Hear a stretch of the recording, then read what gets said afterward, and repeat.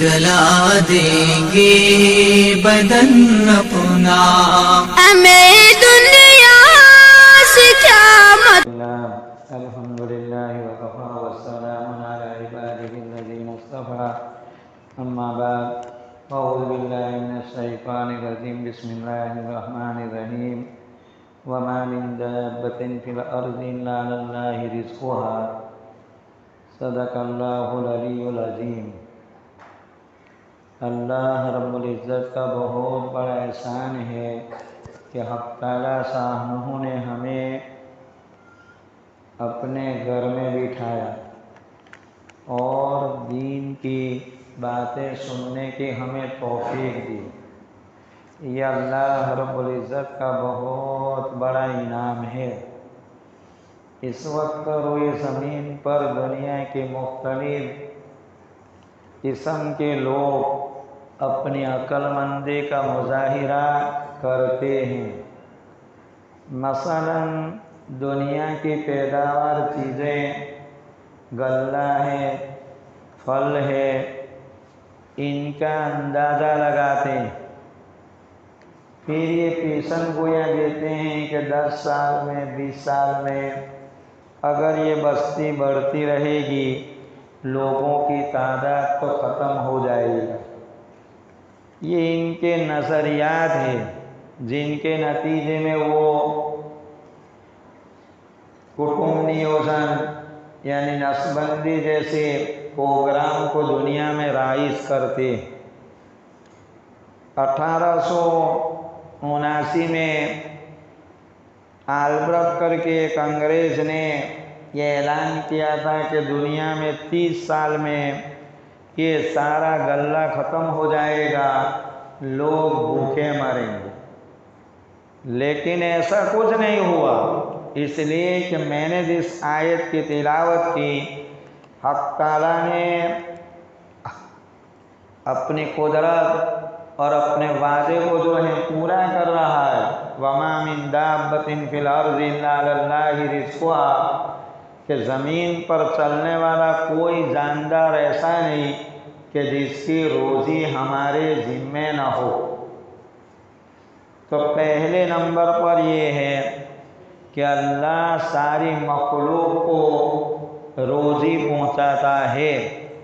اس نظریہ کے خلاف دنیا کے بے ایمانوں کا یہ نظریہ ہوتا ہے کہ لوگ بھوکے مر جائیں گے، حالانکہ یہی وہ زمین ہے کہ جو ہمارے باپ دادا اس زمین میں غلہ بوتے تھے تو ان کے لیے کفایت ساری ہو جاتی تھی۔ آج بستی بڑھنے کی وجہ سے زمین خوب غلہ دے رہی ہے، اور وہی زمین جو تھوڑا غلہ دیتی تھی اس وقت خوب دے رہی ہے۔ اللہ اپنی قدرت کاملہ سے ساری مخلوق کو پالتا ہے۔ ہاں، دنیا میں یہ زمین کس طرح غلہ زیادہ دے اور کس طرح کھیتی کی جاوے، اور دنیا میں ان چیزوں کے بڑھانے کے اسباب یہ اختیار آدمی کرے، ورنہ ایک آدمی سرکاری ملازم ہے، اپنا خاندان کی پرورش کر رہا ہے، عیش اور عشرت سے زندگی گزار رہا ہے، نتیجہ یہ ہوتا ہے کہ اس کی تنخواہ پھر کم پڑ جاتی ہے۔ تو اس میں حکومت کا کوئی قصور نہیں ہے، اس آدمی کا قصور ہے کہ اس کو ان اپنی ملازمت کی تنخواہ جو اختیاری ہے یہ غیر اختیاری ہے، چلو کہ اس میں بڑھنا نہ بڑھنا بات کی بات، لیکن آدمی کا خرچ کرنا اختیاری ہے۔ ایسے ہی دنیا کی زمین پر جتنے غلہ ہوتا ہے اس کو بڑھانے کے لیے ایک تو دنیاوی تدبیریں بھی کرے اور دوسری روحانی تدبیریں کرے۔ روحانی تدبیریں یعنی حق تعالیٰ کا تعلق مضبوط کرے اور گناہوں سے بچے، تو پھر اللہ روز زمین اور آسمان کی برکت کو کھول دے گا۔ تو یہ دنیا والوں کی یہ سوچیں ہیں کہ لوگ بڑھتے جائیں گے، بستی تو ہم بھوکے مریں گے۔ یہ غلط ان کا نظریات ہے، جن نظریات کی وجہ سے، ان غلط نظریات کی وجہ سے دنیا کے بہت سے ملکوں میں کہ 2 ہی بچے ہونے چاہیے، تیسرا نہیں۔ یہ ان احمقوں کا اور ان بیوقوف لوگوں کا نظریات ہے۔ اس وقت روئے زمین کے کئی ملکوں میں اولاد زیادہ پیدا ہو اس کے لیے انعام نکال رہی ہے۔ جن ملکوں نے ایسی حرکتیں کی وہاں زلزلوں سے لاکھوں آدمی مرتے ہوئے دنیا دیکھتی ہے۔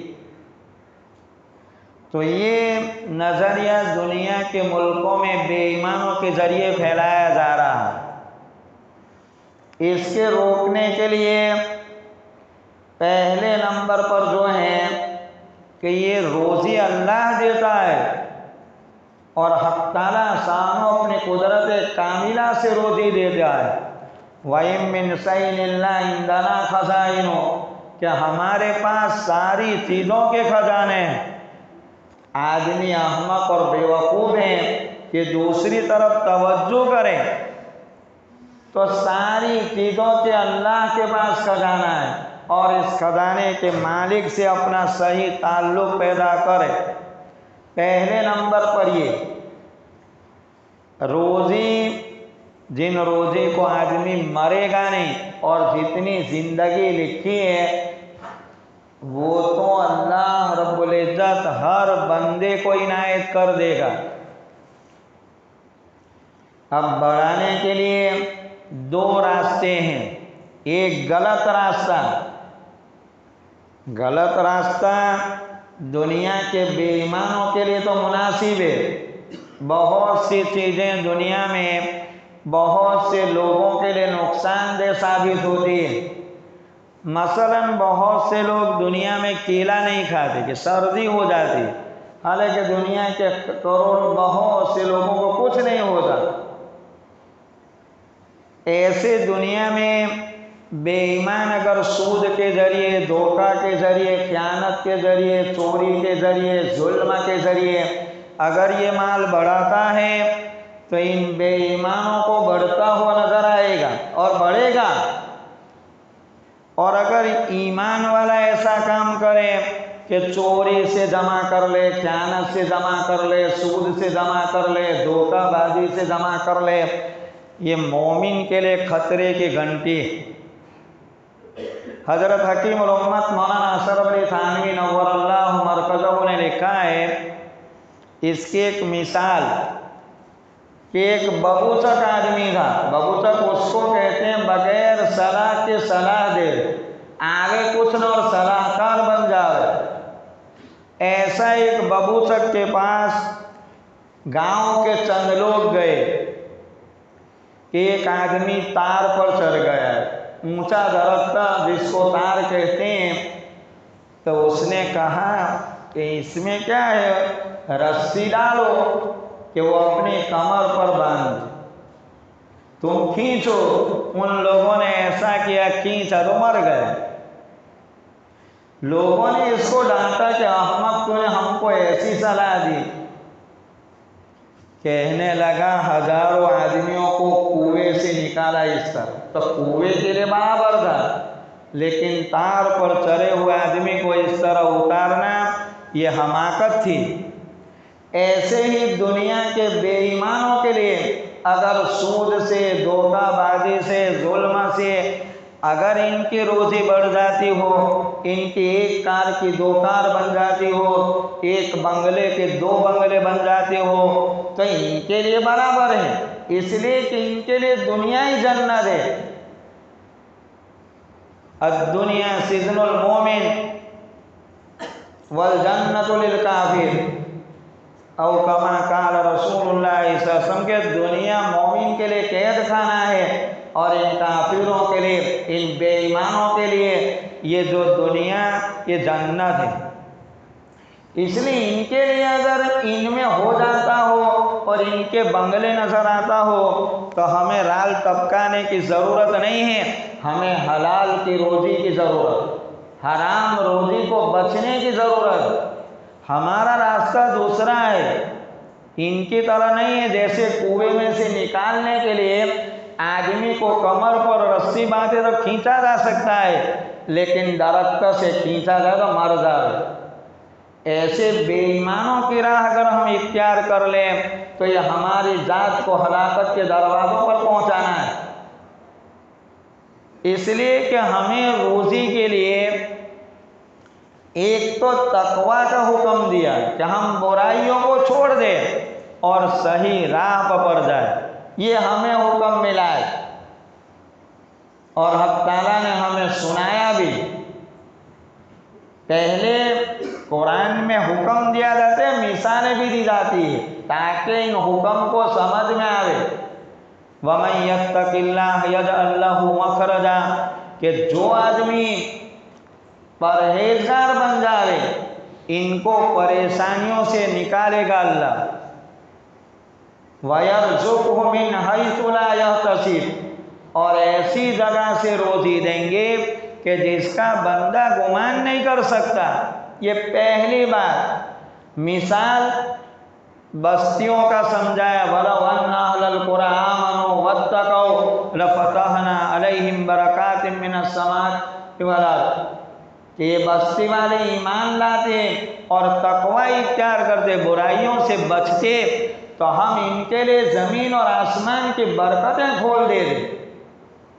یہ مثالیں دی، اور اس کے لیے سبا کی جو قوم گزری جن کو اللہ نے باغات دیے تھے، پھر انہوں نے انبیاء علیہ السلام کی نافرمانی، باغوں کو ویران کر دیا، برباد کر دیا۔ تو پہلے نبیوں کی باتیں ماننے کی وجہ سے ان کو دیا، جب انبیاء علیہ السلام کی باتوں کو ٹھکرایا تو پھر چھین لیا۔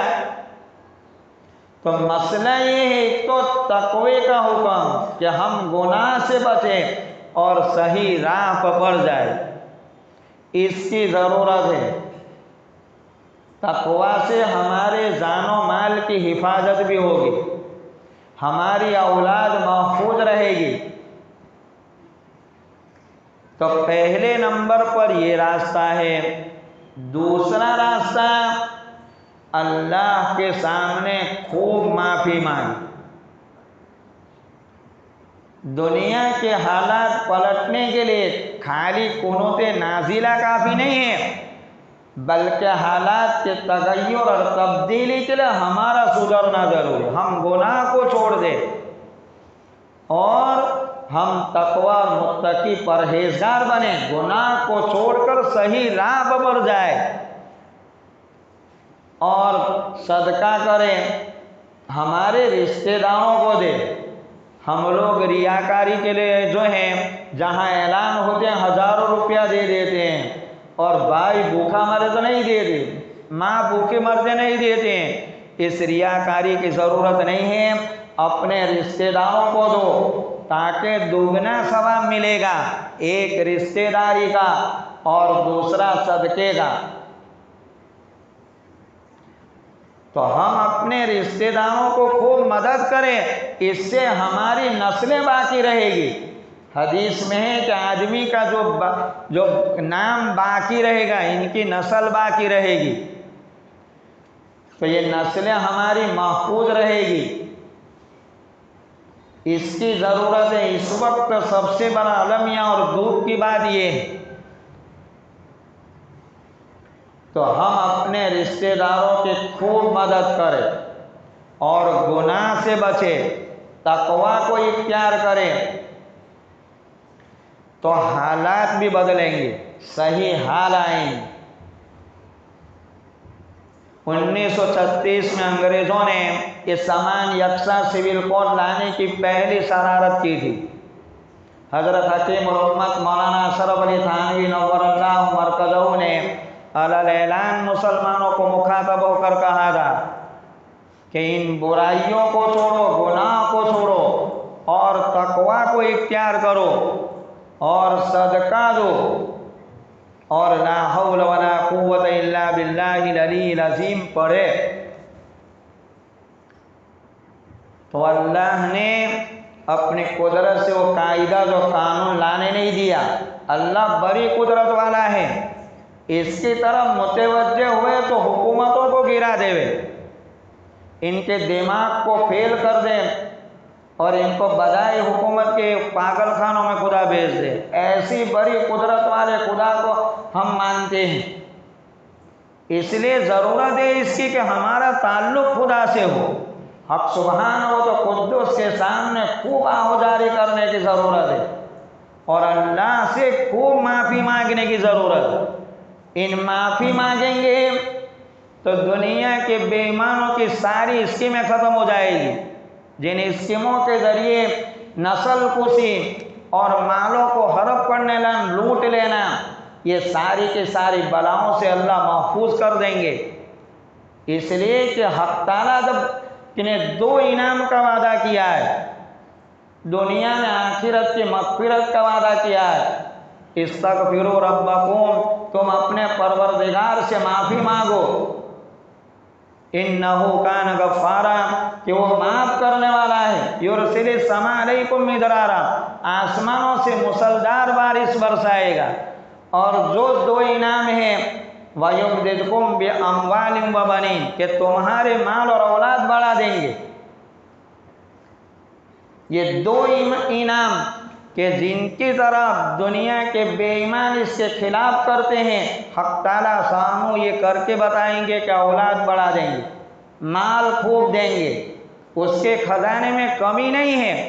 اللہ جو وعدہ کرتا ہے پورا کر دیتا ہے۔ ان وعد اللہ حق، کہ اللہ کا وعدہ سچا ہے۔ ومن اصدق من اللہ قیلا، کہ اس سے بڑھ کر کون سچا ہے۔ تو یہ اللہ رب العزت کے وعدے جب اللہ کر دیتے ہیں، حق تعالیٰ نے مدینہ مکہ سے ہجرت فرض کی کہ مکہ چھوڑ کر مدینہ میں پہنچو، اور پھر اعلان اللہ تعالیٰ نے وعدہ کیا وَمَن يُهَاجِرْ فِي سَبِيلِ اللَّهِ، کہ جو ہجرت کرے گا اللہ کی راہ میں تو مراغمن کثیر وسعت، ان کی وسعتیں کر دیں گے۔ کیونکہ آدمی جب دین کے لیے ہجرت کرتا ہے تو سمجھتا ہے دوسرے ملکوں میں جاؤں گا تو مکان کا کہاں رہوں گا، کھانا کیا کھاؤں گا۔ حق تعالیٰ نے پہلے وعدہ کر دیا تھا، اور جب مکہ سے مہاجرین نے ہجرت کی تو اللہ نے ان کے بڑے بڑے مکانات عنایت کر دیے، اور ان کو جو بھوکے نہیں مارا بلکہ ان کے نسلوں کو چلایا۔ اللہ جو وعدہ کرتے وہ پورا کر دیتے ہیں۔ یہ اس تو اللہ سے معافی مانگنے پر جو وعدے کیے ہیں کہ تمہارے مال اور اولاد بڑھا دیں گے، تو یہ ہم اللہ سے معافی تو مانگیں، ہماری کمزوریوں کو دور کر دیں گے اللہ، اور اللہ قوت کے دروازوں کو کھول دیں گے۔ تو یہ اس وقت جو ہمیں کرنے کے یہ کام ہے کہ اللہ کے سامنے خوب معافی مانگے اور تقوی پرہیزگاری کی زندگی گزارے، گناہوں سے بچے اور اللہ کے احکامات پر چلے، اس کی ضرورت ہے اس وقت۔ دوسرا کام جو ہمیں مسلمانوں میں 2 چیزیں، فضول خرچی اور اسراف۔ اسراف اس کے کہتے ہیں کہ آدمی کمائے تو حلال لیکن غلط راہوں میں حد سے زیادہ جو ہے خرچ کرے، اس سے حق تعالیٰ نے ہمیں روکا ہے۔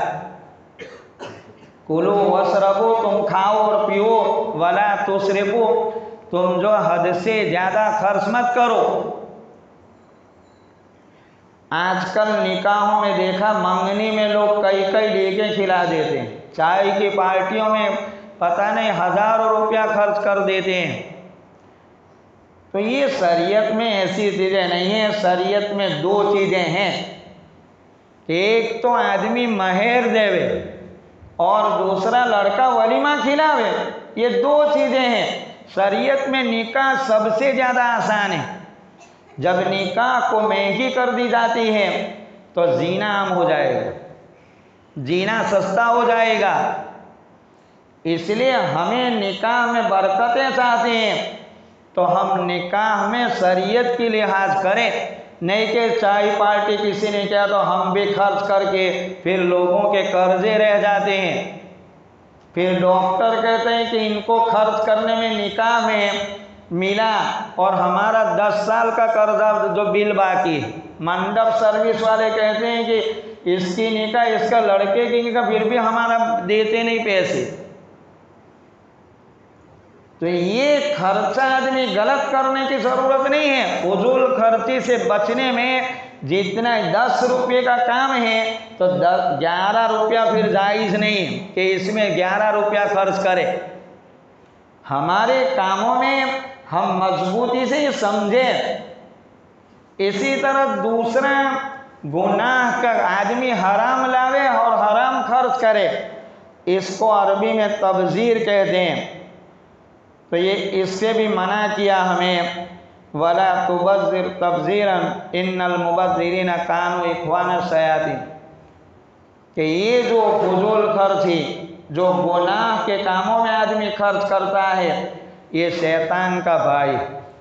وَإِنَّهُ لَا يُحِبُّ الْمُسْرِفِينَ، کہ اللہ تعالیٰ فضول خرچے کرنے والوں کو پسند نہیں کرتا ہے، اپنا تعلق اور کانٹیکٹ کو اس کو توڑ دیتے ہیں۔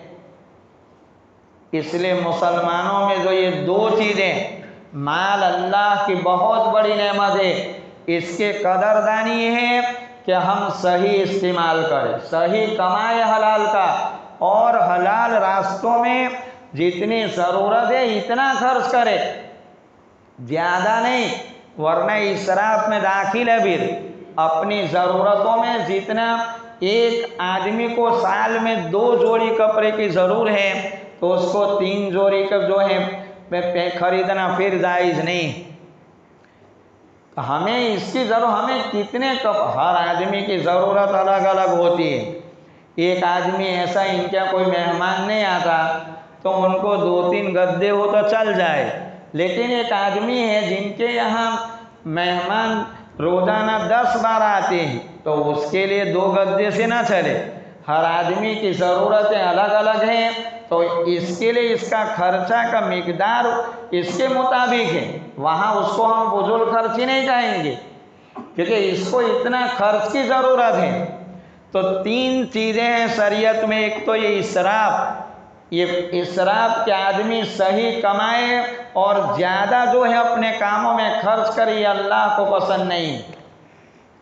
دوسرا گناہ حرام کا کمائے اور حرام میں خرچ کرے، یا کمائے تو صحیح لیکن حرام کاموں میں خرچ کرے، مثلا فلم دیکھنے میں یا کسی پر سود کھانے میں کہ چلو پیسے سود کا دھندا چالو کر دو، شراب بیچنا شروع کر دو، تو یہ چیزیں جو ہیں یہ تبذیر میں داخل ہے، اس سے ہمیں بچے۔ تیسرا صرف انفاق فی سبیل اللہ، کہ اللہ کی راہ میں ہم اللہ کی رضامندی کے لیے خرچ کریں۔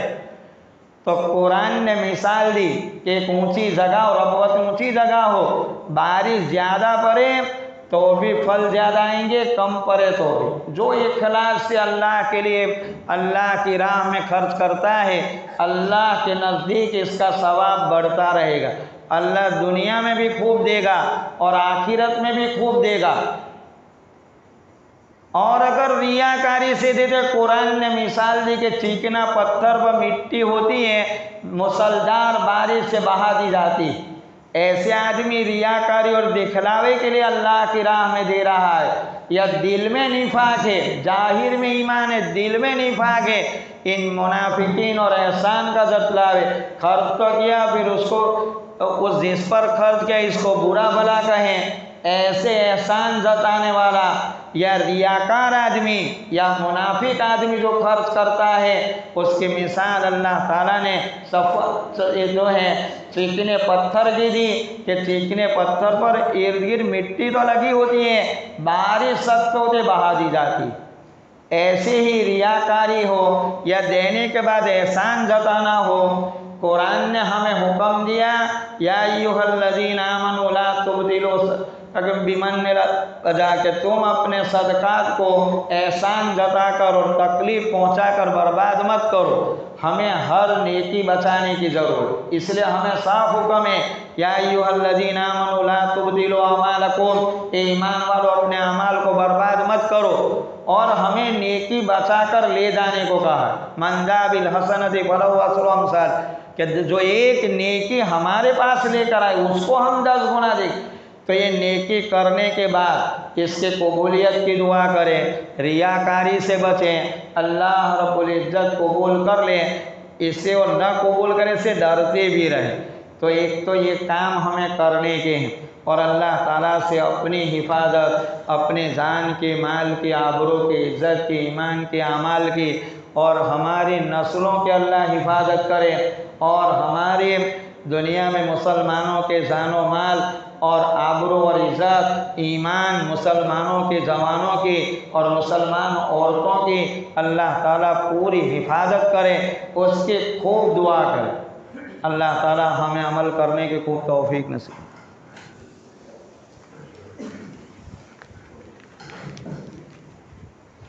Good.